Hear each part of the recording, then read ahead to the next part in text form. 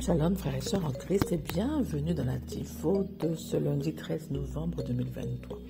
La Tifo est écrite par le pasteur Chris Oyakilome et la lecture vous est offerte par les vérités de l'Évangile. Le thème de ce lundi c'est de la nourriture pour ton esprit. Mange la parole de Dieu et sois poussé à l'action. Notre verset d'ouverture est tiré de Psaume 119, des versets 103 à 105 qui déclare « Que tes paroles sont douces à mon palais, plus que le miel à ma bouche. Par tes ordonnances, je deviens intelligent. Aussi je hais toute voix de mensonge. Ta parole est une lampe à mes pieds et une lumière sous mon sentier. » Alléluia. Le pasteur nous raconte, Émilie aimait la bonne nourriture, le sport et la cuisine. Elle veillait à ce que son alimentation soit équilibrée avec la bonne quantité de protéines, de glucides, de vitamines, de minéraux, de graisses, ainsi que de fruits et de légumes chaque jour.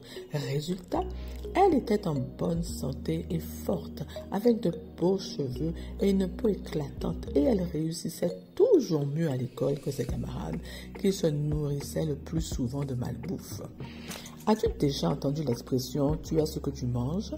Cela signifie que tout ce que tu manges entre dans ton corps et devient une partie de ton système. En d'autres termes, ce que tu manges ne fait qu'un avec votre corps et fait son travail en le bâtissant et en provoquant sa croissance et son entretien. C'est la même chose avec la parole de Dieu dans ton esprit. Lorsque tu manges la parole par l'étude et la méditation, la parole entre dans ton système et devient un avec ton esprit. Tu deviens la parole que tu manges. Cette parole devient une force intérieure, une énergie qui te pousse à agir en conséquence. La parole de Dieu ne nous a pas été donnée simplement pour nous révéler certaines choses sur Dieu. La parole de Dieu nous a été donnée pour que nous nous en nourrissions et que nous en vivions. Certains se contentent de croire la parole, mais il ne suffit pas de croire. Il faut croire et agir en conséquence. Tu n'as pas vraiment cru à la parole si tu n'as pas été contraint d'agir en conséquence, car lorsque tu crois, tu es contraint d'agir. Nous croyons pour agir. Dans l'Ancien Testament, la parole était pour eux une force extérieure. Dans le Nouveau Testament, c'est une force intérieure. La parole vit en nous aujourd'hui. Nous sommes nés de la parole et ne faisons donc que avec elle. La parole en toi réglera tes pensées et tes actions et te fera marcher dans la justice. Alléluia. Gloire à Dieu. Mon frère, ma sœur, le pasteur nous dit que la parole de Dieu est la nourriture essentielle pour notre esprit, notre corps et notre âme. Elle éclaire notre entendement et nous rend intelligents. Elle est plus que nécessaire pour nous, plus que vitale, parce que nous sommes issus, nous sommes nés de cette parole. Donc nous devons nous exposer continuellement à cette parole qui a une puissance, qui est une énergie qui va conditionner toute notre vie. Alléluia. De la même manière que tu adoptes une vie saine, de sportive, en te nourrissant de bonne nourriture qui diffuse dans ton corps les bonnes vitamines, les minéraux, les protéines, les graisses utiles et nécessaires, enfin tous les éléments nécessaires à ta bonne croissance et qui a pour résultat de te rendre beau, belle, en pleine forme, en bonne santé physique, en bonne santé dans tout ton corps entier. La parole de Dieu aussi contient toute l'énergie, toute la puissance, toutes les bonnes substances pour te bâtir et te faire grandir en assurant en toi les mêmes fonctions que médicaments que tu prendrais 3 fois par jour. La parole de Dieu te nourrit. Et elle te guérit le corps, l'âme et l'esprit. Elle n'a que des bienfaits en toi. Elle est là pour te purifier. Elle est là pour te guérir, pour te faire grandir, pour changer ta mentalité, transformer ta manière de penser, de parler.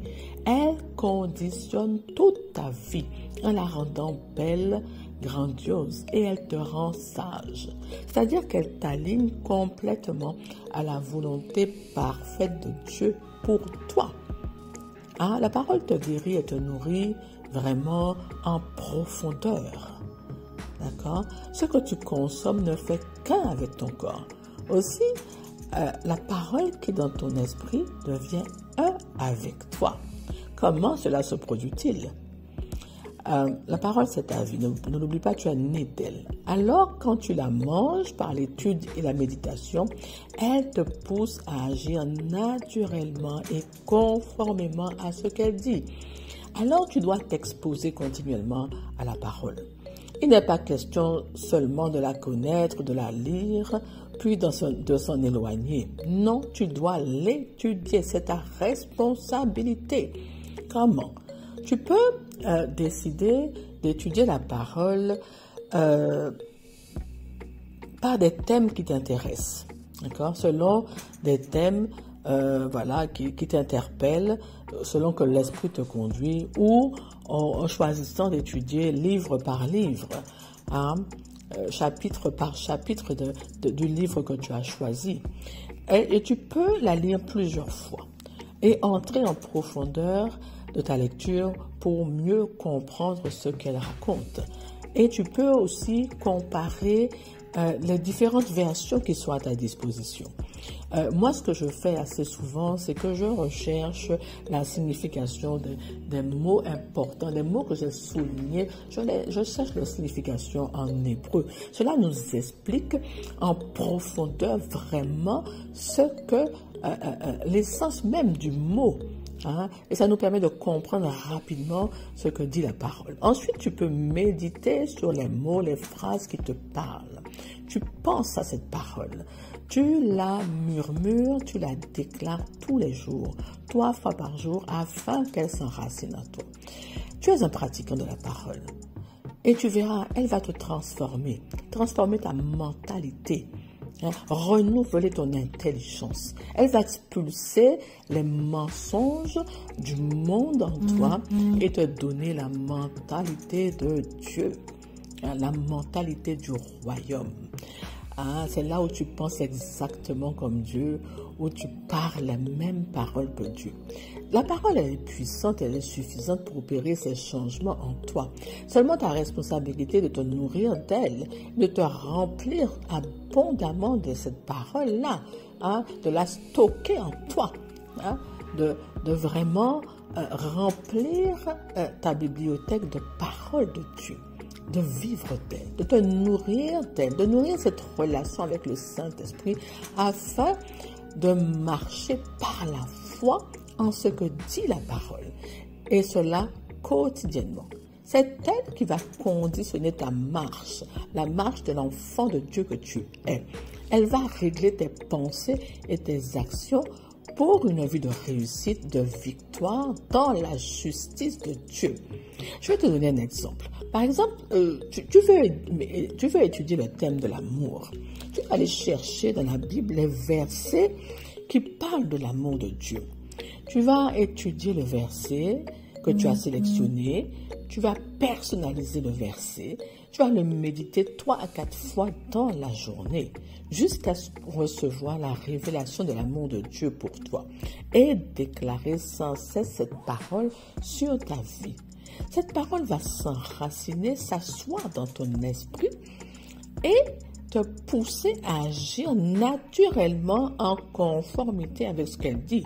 Elle va te conduire à agir exactement comme Dieu dans l'amour, à aimer tout le monde sans condition, de l'amour surnaturel de Dieu, à aimer même tes ennemis, hein, à ne rien attendre en retour, à ne pas juger, à chercher même des excuses pour les ennemis qui t'attaquent. Et tu verras, ainsi les commandements de Dieu ne te paraîtront ni impossibles à réaliser, ni difficiles à observer. D'accord, mon frère, ma soeur? Et tu fais de même pour chaque thème que tu as choisi.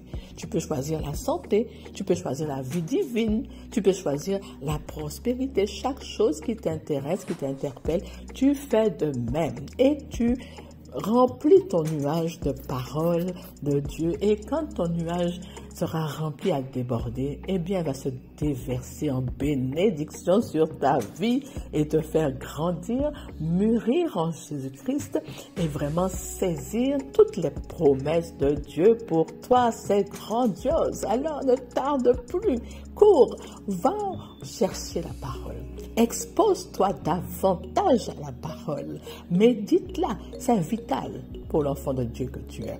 Hein? C'est vraiment important pour toi. Hein? Elle va conditionner ta vie dans une vie de triomphe et de victoire permanente. N'oublie pas que la parole a une énergie, elle est puissante, elle agit, elle se ferait un chemin afin de t'établir dans ce que Dieu a dit de toi. Alléluia, amen. Maintenant, mon frère, ma soeur, je vais t'inviter à répéter cette prière avec moi. La parole de Dieu est ma nourriture quotidienne. Je grandis constamment par la parole pour devenir une personne mûre en Christ. Mon esprit, mon âme et chaque fibre de mon être sont entièrement inondés de la parole vivante de Dieu. Et je suis toujours conduite dans la victoire et le triomphe, étant gardée, préservée et nourrie par la parole.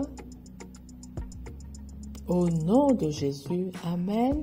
Alléluia, gloire à Dieu. Mon frère, ma soeur, si tu as du mal à étudier, méditer, envoie-nous un message à LVE et vraiment, nous allons t'intégrer dans les groupes de méditation pour que tu puisses méditer aussi au moins 3 à 4 fois par jour et enraciner, faire asseoir la parole de Dieu dans ton esprit pour un changement radical de vie vers une vie de gloire en gloire. Amen. Donc, je t'invite vraiment à t'attacher à la méditation, à l'étude de la méditation vraiment tous les jours. Alléluia. Je te souhaite une très bonne journée de méditation. Vraiment, sois béni et je te dis à bientôt pour une nouvelle vidéo. Au revoir.